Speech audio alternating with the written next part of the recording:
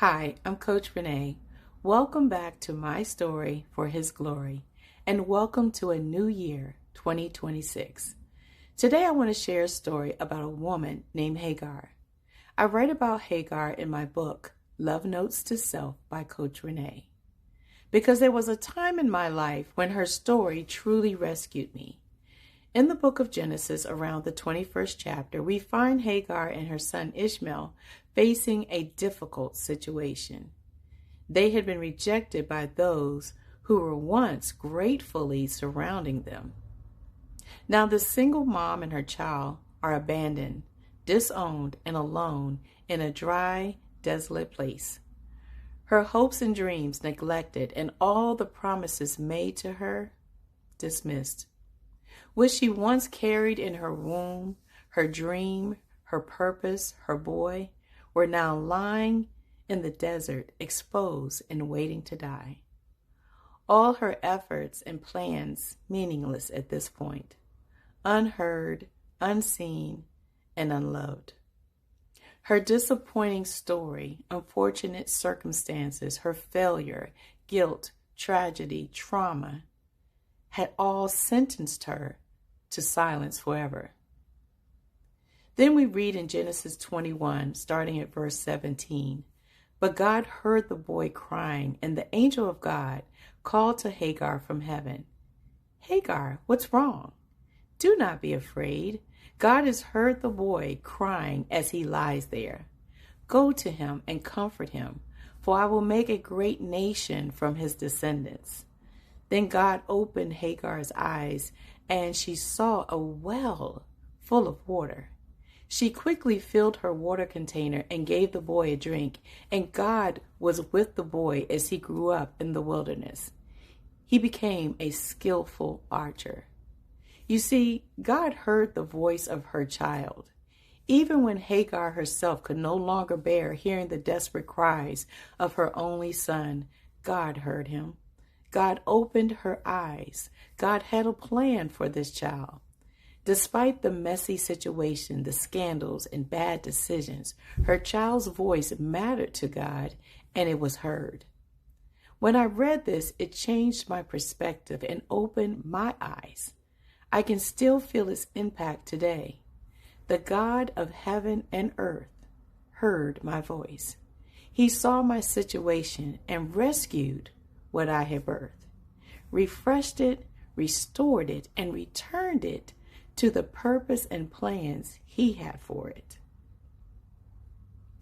What an amazing sound of grace to hear God say, "I hear you. I hear where you are. I once felt unworthy, guilty, and left to die, just like Hagar. I allowed shame to run me away from the people, positions, and places where I belong. I became silent. Hagar thought her son would die in that wilderness. I thought the same about my hopes and dreams.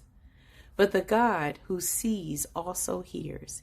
He whispered to my soul and opened my eyes.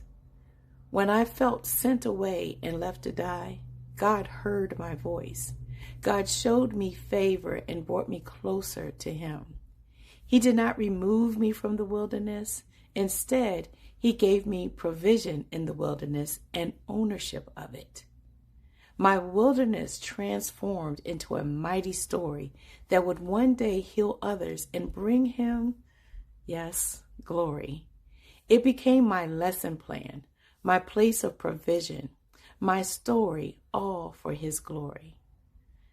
I have since realized what God conceives cannot be abandoned, aborted, or ignored. You may feel like Hagar too, but please hear me. God doesn't just hear you. He hears what you have birthed. He hears the dream you carried, the work you nurtured, the book yet to be written, the ministry in you He wants to build, to bless others, the purpose you push through, even in the midst of pain. And even if you feel lost, disappointed, or silent, your purpose has a voice, and heaven hears it. Take a deep breath and say this out loud with me. What God conceived in me cannot be abandoned. My purpose speaks and heaven hears it. My dream is alive. My calling is protected. God hears what I carry, and so will the world. May the God who hears your purpose restore your hope. May the God who planted your dreams resurrect your faith. May the God who birthed your calling bring it to completion. Your desert is not your dead end. It's where God proves to you that He hears you. He will rescue you. And the story you have birthed, it will shine. It will be useful. It will be skillful. It will be the light that leads others to God's great kingdom. It will be your story for His glory. Thank you again for joining me. God bless you.